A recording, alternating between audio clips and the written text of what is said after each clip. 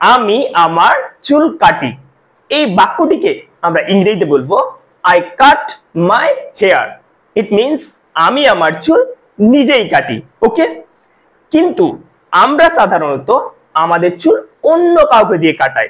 সেক্ষেত্রে আমরা বাংলাতে বাক্যগুলি এরকম বলে থাকি, আমি আমার চুল কাটাই, আমি আমার চুল কাটাবো, আমি এখন আমার চুল কাটাচ্ছি। সো এরকম ধরনের বাক্যগুলি ইংরেজিতে কিভাবে বলবে? দেখো, এরকম ধরনের বাক্যগুলি ইংরেজিতে বলতে চাইলে তোমাদের পজিটিভ ভার্ব সম্পর্কে অবশ্যই জানতে হবে। সো আজকের এই স্পোকেন ইংলিশ ক্লাসে আমি তোমাদের সঙ্গে ডিটেলসে আলোচনা করব পজিটিভ ভার্বসের ইংরেজি ব্যবহার। So stay connected with me till the end and let's get started. Okay, so প্রথমে আমাদের জানতে হবে পজিটিভ ভার্ব কি। ওকে, পজিটিভ ভার্ব কাউকে দিয়ে কোনো কাজ করিয়ে নেওয়া, অর্থাৎ কাউকে দিয়ে কোনো কাজ করিয়ে নেওয়ার ক্ষেত্রে আমরা যে সমস্ত ভার্বগুলিকে ইংরেজিতে ব্যবহার করে থাকি সেই সমস্ত ভার্বগুলিকে বলা হয় positive verb. So basically positive verbs আমরা তখনই ব্যবহার করে থাকি যখন আমরা কোনো একটা কাজ অন্য কাউকে দিয়ে করিয়ে নিই। ওকে, ইংরেজিতে মেইনলি তিনটি পজিটিভ ভার্ব রয়েছে, হ্যাভ, গেট এবং মেক। ওকে, এছাড়াও আরো অনেক পজিটিভ ভার্ব রয়েছে, বাট এই তিনটি ভার্বের ব্যবহার আমরা বেশি দেখতে পাই ইংরেজিতে। ওকে, তো আমরা স্টেপ বাই স্টেপ জানবো যে এই তিনটি পজিটিভ ভার্বকে কিভাবে ইংরেজিতে ব্যবহার করতে হয়। তো প্রথমে আমরা পজিটিভ ভার্ব হ্যাভ এর ব্যবহার জানবো। ওকে, তো দেখো পজিটিভ ভার্ব হিসেবে হ্যাভ কে দুই রকম ভাবে ব্যবহার করা হয়, এটা হচ্ছে প্রথম পদ্ধতি। ওকে, তো পজিটিভ ভার্ব হিসেবে যখন আমরা হ্যাভ কে ব্যবহার করব তো এটার প্রথম গঠনটা হবে এরকম যে সাবজেক্ট থাকবে, তারপরে হ্যাভ থাকবে, তারপরে পারসন মানে যেটা অবজেক্ট সেটা ইউজুয়ালি কি হবে, ব্যক্তিকে বোঝাবে, কোন একটা পারসনকে বোঝাবে, তারপরে কি হবে, ভি ওয়ান বোঝাবে। তো এখানে সেম একই কথা চলে এলো যে পজিটিভ ভার্ব হিসেবে যখন আমরা হ্যাভ কে ব্যবহার করব তোমাকে বুঝতে হবে যে তুমি কোন একটা কাজ অন্য কাউকে দিয়ে করিয়ে নিচ্ছ, এরকম বোঝাচ্ছে কিনা। ঠিক আছে, বাংলা বাক্যটা দেখো, আমি রবিকে দিয়ে আমার ঘর পরিষ্কার করাই। দেখো তোমার রুম আছে, তুমি তোমার রুমটাকে কাকে দিয়ে পরিষ্কার করাও, রবিকে দিয়ে। It means you have a room, তোমার নিজের রুম রয়েছে বাট তুমি তোমার রুম পরিষ্কার করছো না। এই পরিষ্কার করা কাজটা কাকে দিয়ে করিয়ে নাও, রবিকে দিয়ে। বুঝাচ্ছে তো পজিটিভ ভার্বস বলতে এটা যে কাউকে দিয়ে কোনো কাজ করিয়ে নেওয়া। ওকে, তো এখানে সেন্সটা এরকম বোঝাচ্ছে যে কি আমি রবিকে দিয়ে আমার ঘর পরিষ্কার করাই। ওকে, তো দেখো আমরা এই গঠনটাকে ফলো করলে এরকম ধরনের বাক্যগুলি নিজে থেকে তৈরি করতে পারবো। ওকে, তো সাবজেক্ট কি রয়েছে, সাবজেক্ট এখানে রয়েছে আই, তাহলে আই দিয়ে দিলাম। তারপরে কি নিব, হ্যাভ, আই হ্যাভ। এবার কি বলছে, যেটা অবজেক্ট নিব আমরা সেটা কিন্তু কোনো ব্যক্তি হতে হবে। ঠিক আছে, তো এক্ষেত্রে কি রয়েছে, রবি, আই হ্যাভ রবি। তারপরে কি বসবে, ভি ওয়ান অর্থাৎ ভার্বের এক নম্বর form, I have Rabi clean. তারপরে কি বলছে, my room.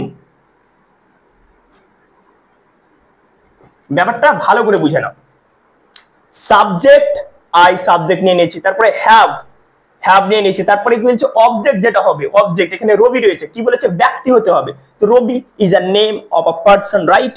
So I have Robi, তারপরে কি চেয়েছে, ভি ওয়ান ভার্বের এক নম্বর ফর্ম অর্থাৎ base form of the verb, তাহলে ক্লিন এখানে ভার্বের এক নম্বর ফর্ম, তারপরে বাকি আদার্স মাই রুম এটা লাগিয়ে দিলাম। তো I have Rabi clean my room অর্থাৎ আমি রবিকে দিয়ে আমার ঘর পরিষ্কার করাই। এবার এখানে একটা জিনিস মাথায় রাখতে হবে, এই যে হ্যাভ পজিটিভ ভার্বসটা রয়েছে এটাকে আমরা যে কোনো টেন্সে করতে পারি। তো বাক্যটা যদি বাংলাতে এরকম থাকতো, আমি রবিকে দিয়ে আমার ঘর পরিষ্কার করিয়েছিলাম, করিয়েছিলাম, তখন কি হয়ে যেত, আই হ্যাড হয়ে যেত। কি করে দিতাম, I had Rabi clean my room অর্থাৎ আমি রবিকে দিয়ে আমার ঘর পরিষ্কার করিয়েছিলাম।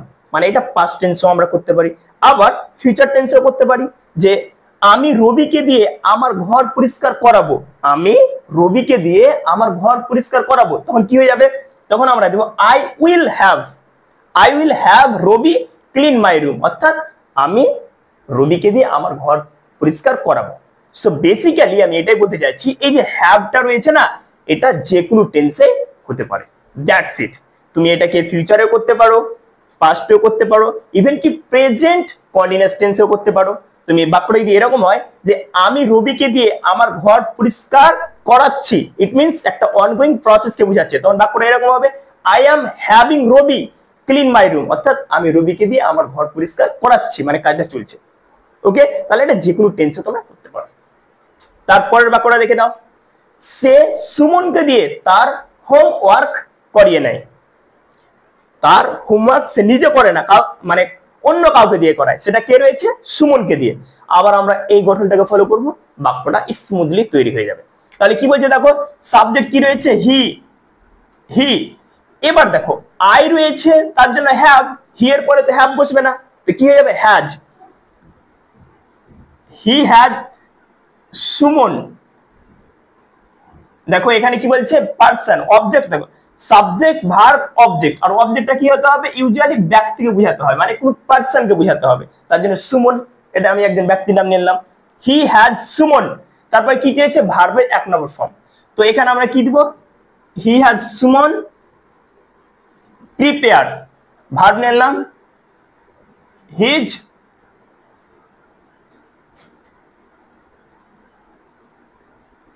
হিজ হোমওয়ার্ক, হয়ে গেল। He has Suman prepare his homework, অর্থাৎ সে সুমনকে দিয়ে তার হোমওয়ার্ক করিয়ে নেয়। ক্লিয়ার? দেখে নাও, আবার এখানে মিলিয়ে নাও, সাবজেক্ট হি, সাবজেক্ট হ্যাভ, তো এখানে হ্যাজ হয়ে গেল, কারণ এটা রয়েছে হি রয়েছে থার্ড পারসন সিঙ্গুলার, তার জন্য এখানে হ্যাজ হয়ে গেল। পারসন অবজেক্ট সুমন নিয়ে নিয়েছি। V1 প্রিপেয়ার, ভার্বের 1 নম্বর ফর্ম, মানে তৈরি করা, কোনো জিনিস তৈরি করিয়ে নেওয়া। তারপরে হিজ হোমওয়ার্ক, এটা আদার্স। ক্লিয়ার? সো তোমরা দেখতে পেলে যে হ্যাবের মানে পজিটিভ ভার্ব হিসেবে হ্যাবের যেটা প্রথম স্ট্রাকচার দিয়ে কিভাবে বাক্য তৈরি করতে হয় সেটা আমরা জেনে গেলাম। এবার আমরা পজিটিভ ভার্ব হ্যাবের দ্বিতীয় ব্যবহারটি জানবো। ওকে, তো দেখো পজিটিভ ভার্ব হ্যাবের দ্বিতীয় ব্যবহারটি হলো এরকম, সাবজেক্ট থাকবে প্লাস হ্যাভ থাকবে প্লাস থিং প্লাস V3, মানে এটা যেটা দ্বিতীয় সেন্টেন্স তৈরি করা স্ট্রাকচার অ্যাজ পজিটিভ ভার্ব, সেটা এটা হবে subject plus have plus thing plus V3, এটা থাকবে। ওকে, তো বাক্যগুলি বাংলাতে কেমন হবে? এরকম যে আমি এখন আমার গাড়ি পরিষ্কার করাচ্ছি। একই কেস, যে তুমি তোমার গাড়ি যেটা রয়েছে সেটা কাউকে দিয়ে পরিষ্কার করাচ্ছ। ওকে, তো পজিটিভ ভার্বের কাজই এটাই যে তুমি কোন একটা কাজ অন্য কাউকে দিয়ে করিয়ে নাও, দ্যাটস ইট। তারপরে কি বলছে? আমি আমার মোবাইলটি মেরামত করাবো, এটা কিন্তু ফিউচার টেন্সে রয়েছে। ওকে, তুমি যে কাজটা মেরামত করাবে তুমি অন্য কাউকে দিয়ে করাবে, এরকম বোঝাচ্ছে। তো এই গঠনটাকে ফলো করে আমরা এই বাক্যগুলি খুব সহজে তৈরি করতে পারবো। ওকে, তো কি রয়েছে এখানে দেখে নাও, সাবজেক্ট। তো এখানে সাবজেক্ট কি রয়েছে? আই নিয়ে নিলাম, আই। তারপরে কি রয়েছে? আমি এখন আমার গাড়ি পরিষ্কার করাচ্ছি, মানে কি একটা অনগোয়িং অ্যাকশনকে বোঝাচ্ছে, মানে কাজটা বর্তমানে চলছে। আর আমি এর মানে হ্যাবের প্রথম ব্যবহারই বলেছি যে এই পজিটিভ ভার্ব হ্যাভকে যে কোনো টেন্সে করা যায়। তো এখানে একটা অনগোয়িং অ্যাকশনকে বোঝাচ্ছে, তার মানে কন্টিনিউয়াস বোঝাচ্ছে। তো আমরা কি করে দেবো? অ্যাম, আই অ্যাম হ্যাভিং, হয়ে গেল, সাবজেক্ট হয়ে গেল আর হ্যাভের কাজ হয়ে গেল। কেন অ্যাম হ্যাভিং হলো? কারণ এটা একটা অনগোয়িং অ্যাকশনকে বোঝাচ্ছে। ক্লিয়ার? তারপরে কি বোঝাচ্ছে দেখো, প্লাস কি বলেছে? থিং, মানে প্রথম নিয়মে আমরা দেখলাম যে কোনো ব্যক্তিকে নিতে হবে অবজেক্ট হিসেবে, বাট এখানে কি বলছে? কোনো জিনিসকে নিতে হবে, not person. Okay, so I am having my car, এই যে দেখে নাও কার একটা জিনিস বোঝাচ্ছে। ঠিক আছে, আই এম হ্যাভিং মাই কার, তারপরে কি দিব? V3, ভার্বের থার্ড ফর্ম। তো এখানে কি বলছে? পরিষ্কার করাচ্ছি, তার মানে কি ওয়াশ দিয়ে দেবো, হয়ে গেল। I am having my car washed, অর্থাৎ আমি নাও। ওকে, সো দেখে নাও, I am having my car washed now, অর্থাৎ আমি এখন আমার গাড়ি পরিষ্কার করাচ্ছি। ক্লিয়ার? তাহলে এটা একটা অনগোয়িং অ্যাকশন হয়েছে, তার জন্য অ্যাম হ্যাভিং হলো। ওকে, এবার এটাকে তুমি যে কোনো টেন্সে করতে পারো। তুমি যদি এরকম বলতে চাও যে আমি আমার গাড়ি পরিষ্কার করিয়েছিলাম, তো কি করবে? Simply I had my car washed, আমি আমার গাড়ি পরিষ্কার করিয়েছিলাম, হয়ে গেল। তারপরে বাক্যটা দেখে নাও, আমি আমার মোবাইলটি মেরামত করাবো। তুমি অন্য কাউকে দিয়ে তুমি মোবাইলটিকে মেরামত করাবে, তো কি হয়ে যাবে? তাহলে আই উইল হ্যাভ, দেখো এটা কন্টিনিউয়াস, তার জন্য অ্যাম হ্যাভিং এটা ফিউচার টেন্সে বোঝাচ্ছে মেরামত করাবো, তার জন্য উইল হ্যাভ। যে কোনো টেন্সে হচ্ছে কিন্তু I will have my mobile মেরামত করা, ইংলিশ কি হবে? রিপেয়ার। তাহলে রিপেয়ার থেকে কি করে দেবো? রিপেয়ার। এখানেও দেখে নাও V3 আর এখানেও দেখে নাও V3। I will have my mobile repaired, অর্থাৎ আমি আমার মোবাইলটি মেরামত করাবো। That's it. Okay, so I hope তোমরা হ্যাভের পজিটিভ ভার্ব হিসেবে দ্বিতীয় রূপটি কেমন হয়, কিভাবে সেন্টেন্স তৈরি করতে হয় বুঝতে পারলে। ওকে, এবার আমরা পজিটিভ ভার্ব গেটের ব্যবহার সম্পর্কে জানবো। পজিটিভ ভার্ব হিসেবে গেটকে দুই রকম ভাবে ব্যবহার করা যায়। ওকে, তো এটা হচ্ছে প্রথম পদ্ধতিটা। ওকে, তো দেখো, তো গেটকে যখন ব্যবহার করবে পজিটিভ ভার্ব হিসেবে, যেটা প্রথম স্ট্রাকচার হয়ে যাবে সেন্টেন্সে, সেটা হচ্ছে সাবজেক্ট থাকতে হবে, তারপরে গেট নিতে হবে, তারপরে যেটা অবজেক্ট হবে সেটা কিন্তু কোনো ব্যক্তিকে হতে হবে। ওকে, কোনো জিনিস না, অবজেক্টটা কি হবে? ব্যক্তিকে বোঝাতে হবে। তারপর কি থাকবে? টু প্লাস ভি অন, অর্থাৎ যেটাকে আমরা একসঙ্গে বলতে পারি ইনফিনিটিভ, অর্থাৎ টু প্লাস ভার্বের এক নম্বর ফর্ম বসাতে হবে। ওকে, সো এই স্ট্রাকচারটা ব্যবহার করে আমরা মানে পজিটিভ ভার্ব গেটকে ব্যবহার করতে পারি। তো বাক্যগুলি কেমন হবে দেখে নাও। রবি আমাকে দিয়ে তার ঘর পরিষ্কার করায়। রবি আমাকে দিয়ে তার ঘর পরিষ্কার করায়। আর এখানেও সেম থিং, যেহেতু গেট একটা পজিটিভ ভার্ব, তো পজিটিভ ভার্ব বলতে কি, যে তুমি কোনো কাজ অন্য কাউকে দিয়ে করিয়ে নাও। তো বাক্যটা দেখে নাও, রবি আমাকে দিয়ে তার ঘর পরিষ্কার করায়, মানে রবি তার রুম নিজে পরিষ্কার করে না, অন্য কাউকে দিয়ে, অর্থাৎ আমাকে দিয়ে পরিষ্কার করায়, এটা বোঝাচ্ছে। তো পজিটিভ ভার্বের কাজই এটাই, যে কোনো একটা কাজ অন্য কাউকে দিয়ে করিয়ে নাও। তো এই বাক্যটাকে যখন তৈরি করবো তখন আমরা এই গঠনটাকে ফলো করব। তো কি রয়েছে? প্রথমে সাবজেক্ট, সাবজেক্ট কি রয়েছে এখানে? রবি। এবার কি আছে? গেট। তো দেখে নাও এখানে কি রয়েছে? রবি থার্ড পারসন সিঙ্গুলার, তাহলে কি যাবে? গেট থেকে গেটস। রবি গেটস কি বলছে? আমাকে দিয়ে। এবার কি ব্যক্তি, কোনো একটা পার্সনকে লাগতে হবে, কোনো যাতে ব্যক্তি বোঝায়। সো রবি গেটস মি। ওকে, এবার কি বলছে? টু ইনফিনিটিভ, তাহলে পরিষ্কার করা ইংলিশ কি? ক্লিন। তো আমরা কি করে দেবো? To clean.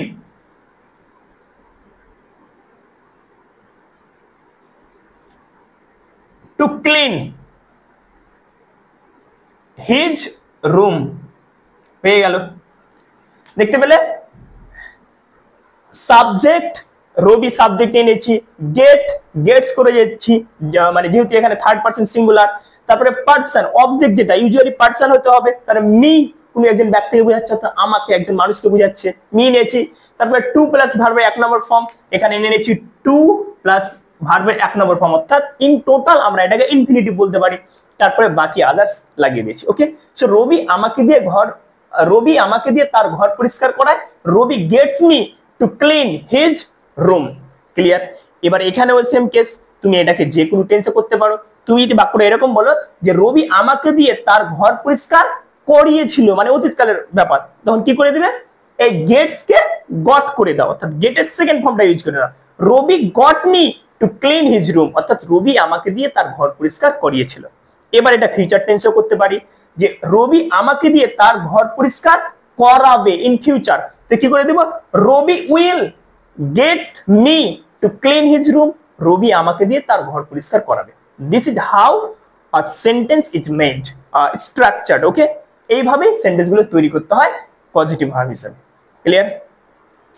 তারপরে কি বলছে পরের বাক্যটা দেখে নাও। সে আমাকে দিয়ে তার কাজ করিয়ে নেয়। সে আমাকে দিয়ে তার কাজ করিয়ে নেয়। তাহলে কি হয়ে যাবে? সাবজেক্ট কি রয়েছে? হি। আবার হি রয়েছে সাবজেক্ট, তাহলে কি করতে হবে? গেটস। এখানে কি বলছে? আমাকে দিয়ে, আবার আমাকে দিয়ে বুঝাচ্ছে, তাহলে কি করতে হবে? Me. He gets me to do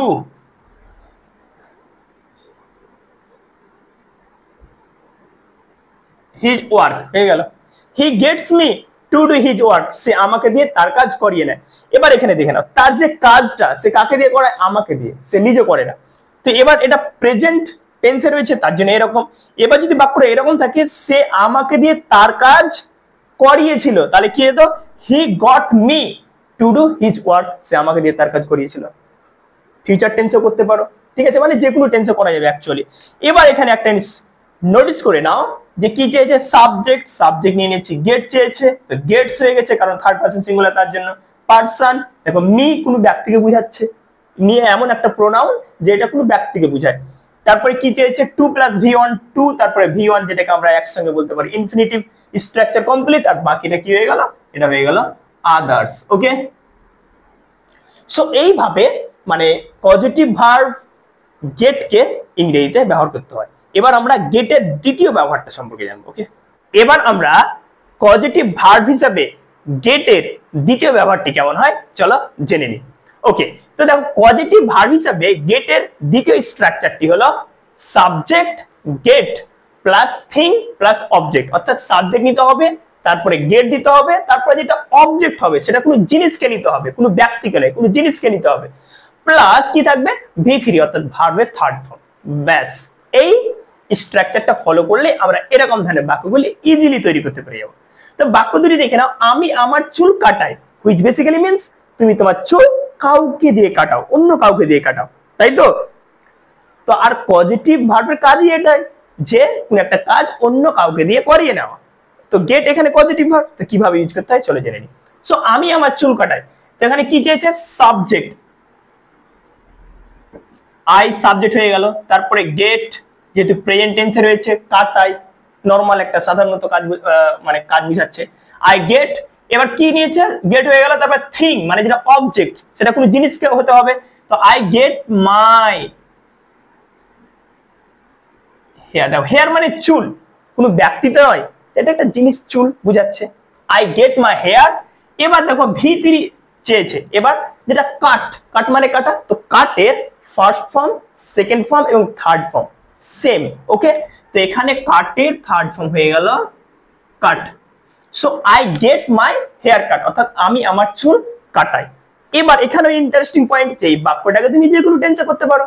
তুমি যদি এবার বলতে চাও যে কি আমি আমার চুল কাটাবো, আমি আমার চুল কাটাবো মানে তুমি তোমার চুল অন্য কাউকে দিয়ে কাটাবে বলছো, তখন বাক্যটা কেমন হবে, এখানে এটাকে ফিউচার টেন্সে করে দাও, I will get my hair cut, I will get my hair cut, অর্থাৎ আমি আমার চুল কাটাবো। এবার হয়তো তুমি বলবে আমি আমার চুল কাটিয়েছিলাম, তাহলে কি হয়ে যাবে, গেটটাকে পাস্ট টেন্সে করে দাও, got, I got my hair cut, অর্থাৎ আমি আমার চুল কাটিয়েছিলাম। ক্লিয়ার? এবার এখানে আরেকটা জিনিস জানতে হবে যে গেটের যেটা সেকেন্ড স্ট্রাকচার আর হ্যাভের পজিটিভ ভার্ব হিসেবে সেকেন্ড স্ট্রাকচার দুটোই সেম। সো এই বাক্যটাকে আমরা হ্যাভ দিয়েও করতে পারি, যেমন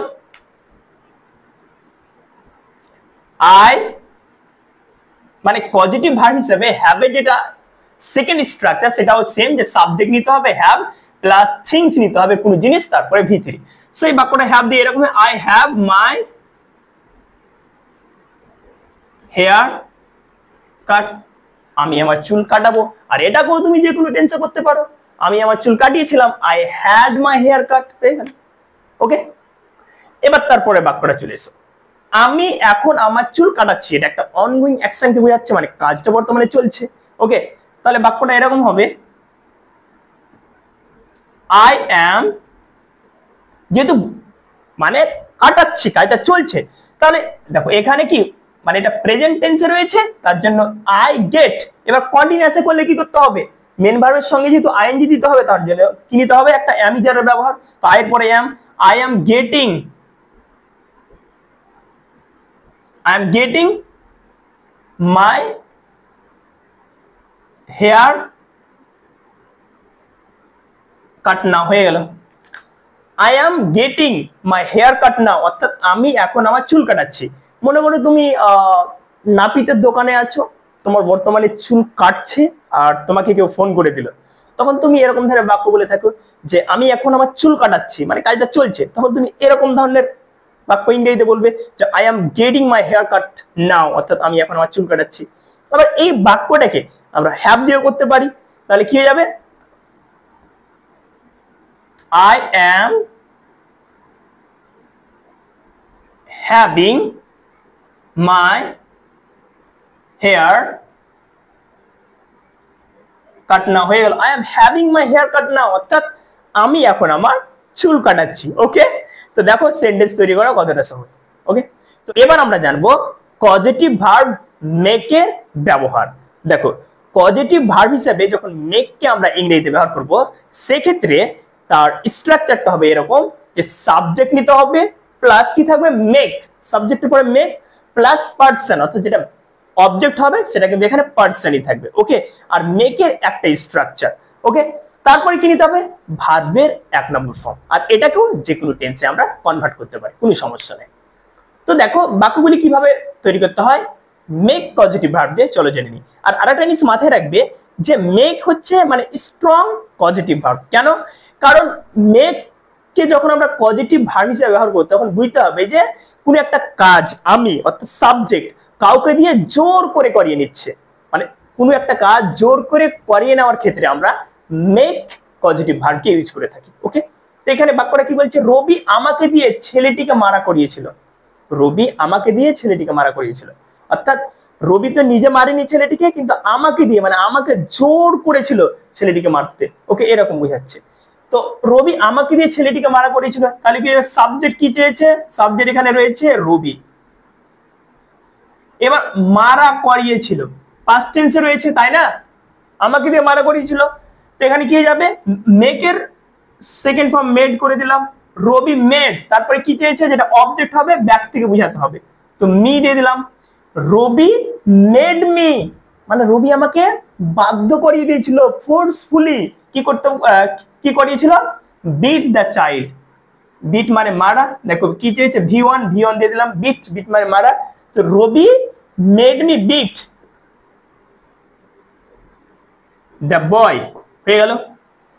তো রবি আমাকে দিয়ে ছেলেটিকে মারা করেছিল, Robi made me beat the boy. Okay, আর এখানে মেড পজিটিভ ভার্ব রয়েছে, তার মানে তোমাকে বুঝতে হবে যে এখানে ফোর্সফুলি কাজটা মানে আমাকে দিয়ে করিয়ে নিয়েছে, এরকম বোঝাচ্ছে। ক্লিয়ার? ব্যাস, that's it. So Robi made me beat the boy, Robi আমাকে দিয়ে ছেলেটিকে মারা করিয়েছিল। সে সর্বদাই আমাকে হাসায়, সে সর্বদাই আমাকে হাসায়, তাহলে কি হয়ে যাবে এটা, he always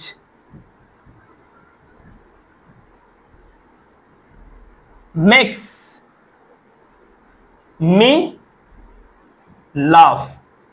এই যে হাসানো কাজটা সেটা কে করায় আমাকে, সে বাধ্য করে আমাকে হাসাতে, ঠিক আছে, এরকম বোঝাচ্ছে। সো সে সর্বদা আমাকে হাসায়, he always makes me love. এখানেও দেখে নাও মেক্স রয়েছে, কারণ এখানে subject third person, he always makes, person me দিয়ে দিয়েছি, পারসন ভি1 দিয়ে দিলাম। তো সে সর্বদাই আমাকে হাসায়, he always makes me love. Clear? So I hope তোমরা বুঝতে পারলে যে ইংরেজিতে কিভাবে পজিটিভ ভার্বকে ইউজ করতে হয়। Okay, so thanks for watching this video. ভিডিওটি ভালো লাগলে অবশ্যই লাইক করবেন, শেয়ার করবেন, এবং এই ভিডিওটি কেমন হয়েছে আমাকে অবশ্যই কমেন্ট সেকশনে জানাও, এবং আমার এই ইউটিউব চ্যানেলটিকে অবশ্যই সাবস্ক্রাইব করুন, এবং নেক্সট ভিডিও কোন টপিকের উপরে বানানো যেতে পারে তার ব্যাপারেও তোমরা মতামত আমাকে কমেন্ট সেকশনে জানাতে পারো। So thank you again.